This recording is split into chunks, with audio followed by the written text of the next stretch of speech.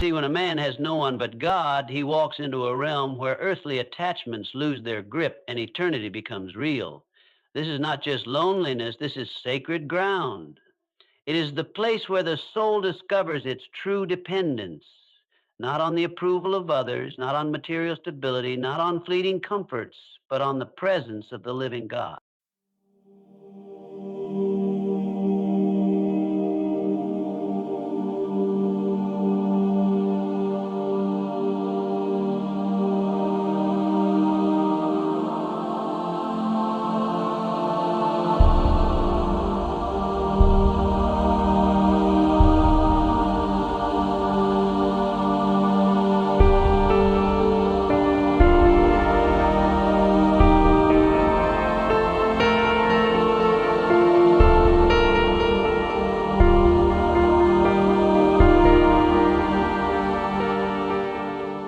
Abraham walked away from everything familiar to follow a voice he could not see. Joseph was betrayed, sold, imprisoned, and forgotten before the dream came to pass.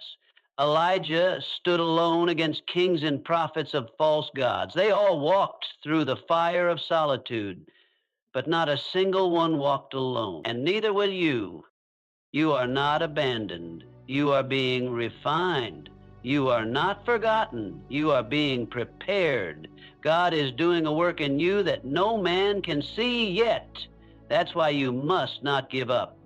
Don't curse the silence. Don't run from the stillness. Stay with it. Something holy is happening. When the world leaves you behind, when friends fall away, when loved ones don't understand, when you stand at the edge of yourself and say, God, I can't take one more step, that's when heaven answers with power. That's when strength rises that's not your own. That's when peace comes in the middle of a storm, not because the waves stop, but because you finally saw the one who walks on water. Faith is forged not in comfort, but in contradiction. When everything says you're alone, yet you choose to believe you're held. When everything says you're finished, yet you hear the still small voice say, I'm not done with you yet. That's faith. That's fire-tested belief, and that is unshakable. God has always been in the business of showing up when all other options are gone.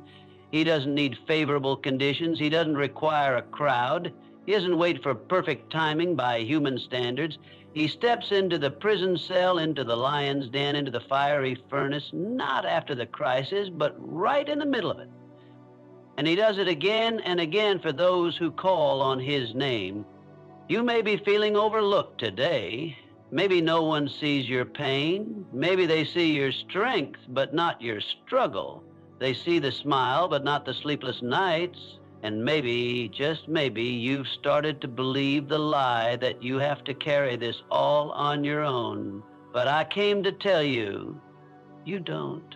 You were never meant to. There's one who sticks closer than a brother. One who will never leave you nor forsake you. One who is the same yesterday, today, and forever. One whose eyes are on the sparrow and whose arms are underneath you even now. He sees the hidden battles. He sees the broken places. He sees the tears that no one else sees. And he says, you are mine. You are not forgotten. You are not alone. Napoleon Hill was one of the most influential motivational writers of the 20th century, best known for his groundbreaking book, Think and Grow Rich. Born in 1883, Hill dedicated much of his life to studying the habits, philosophies, and success principles of the world's greatest achievers, including Andrew Carnegie, Thomas Edison, and Henry Ford. His central message was that thoughts are powerful forces that shape our reality, that success begins in the mind long before it manifests in the physical world. Hill taught that desire, faith, persistence, and a clear purpose are the cornerstones of achievement, inspiring millions to believe that with the right mindset and consistent action, anyone can rise above circumstance and create their own destiny. There's a kind of prayer that comes only when a man is out of options. It's not polished, it's not pretty, it's raw, it's real, it's desperate. It's the cry that rises from the dust and the ashes and says, God, if you don't show up, I won't make it. And that kind of prayer moves heaven. When you reach the end of yourself, you reach the beginning of grace. And grace is not some fragile concept. Grace is a force. It lifts you up when your knees give out. It carries you when your strength is gone. It wraps you in mercy when you've failed again. Grace is the hand of God pulling you out of the pit, not because you earned it, but because He loves you. I don't know what valley you're walking through. I don't know what the silence feels like in your life, but I do know this. If you've got God, you've got everything you need. When the world fades, when people walk away, when doors close, God remains. And not only does He remain, He restores. God doesn't just sit with you in your brokenness. He rebuilds you.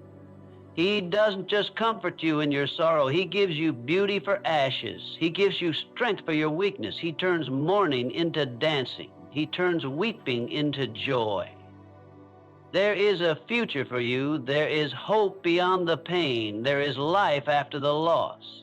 But you won't find it chasing the approval of people or the pleasures of this world. You'll find it on your knees alone with the one who shaped you in the womb and knows the number of hairs on your head. Don't despise this season. Don't rush the process. Lean into it. Let it purify you. Let it simplify you. Let it draw you closer to the only one who can satisfy the deep places of your heart. This world is full of noise, opinions, distractions, lies. But when you're alone with God, that noise fades. And what's left is truth. What's left is love. What's left is power. That power will fill you. That love will change you. That truth will set you free. There will be a day when you look back on this season not with bitterness, but with gratitude. You'll say, it was in that lonely place that I learned to listen. It was in that dark valley that I found the light. It was when I had no one else that I realized God was all I ever needed. And when you rise from this place, you'll carry something unshakable. You'll have a testimony forged in fire. You'll speak with authority, not because you read it in a book, but because you lived it in your bones. You'll carry peace into chaotic rooms. You'll bring hope to broken people. And when they ask, how did you survive? You'll say, I had no one but God.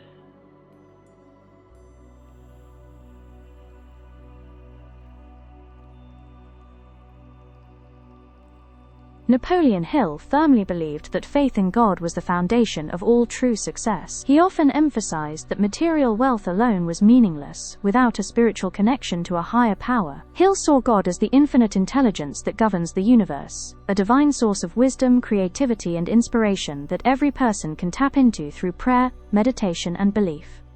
In his writings, he urged readers to align their goals with divine purpose, teaching that success achieved through moral integrity and service to others would not only bring prosperity, but also inner peace. To Hill, faith wasn't just a religious idea, it was an active force that connected human ambition to divine will. When a man has no one but God, he is ready to be used by God. He is no longer leaning on shallow support systems. He is no longer intoxicated with applause. He is no longer chasing what can never satisfy. He is standing on the rock. And that kind of man cannot be shaken. This is not the end of your story. This is the chapter that changes everything. Stay faithful, stay humble, stay available. God is not done. He is writing something beautiful, even if right now all you see are broken lines. Trust the author. He finishes what he starts. When a man finds himself in the depths of solitude, it is easy for him to feel as though he has been abandoned by the world. The silence of an empty room, the absence of voices, and the lack of human presence can be overwhelming. In those moments, loneliness can feel like a curse, a painful reminder of what has been lost or of the relationships that have faded away. But what if this very solitude is not a curse at all? What if it's the sacred space where God works most powerfully in a man's life? The truth is, solitude is often where transformation takes place, where a man can hear the voice of God most clearly and where his soul can be shaped for something greater.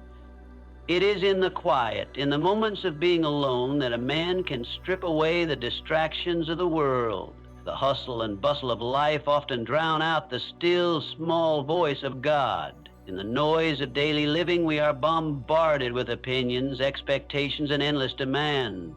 But when a man is alone, without the pressure of pleasing others or responding to the constant stream of noise, it becomes easier to listen, to reflect, and to be still in the presence of God. In solitude, a man is invited into a deeper relationship with his Creator. There is no one else to impress, no one else to answer to, just the unfiltered connection between the soul and the Almighty. This is the space where God can begin His work of personal transformation. The distractions that once clouded his mind fall away, and he begins to see clearly. Solitude allows a man to confront the deepest parts of his heart, the parts that are often hidden from the world and even from himself. It's in the silence that we can see our weaknesses, our fears, our doubts, and our insecurities. But this is not a cause for despair. It is an opportunity for growth. For it is in these moments that God can meet us where we are, not in spite of our weaknesses, but because of them. God doesn't call the perfect, He calls the broken, the weary, the ones who have nowhere else to turn. And in the quiet, He begins to mold us into who we were always meant to be.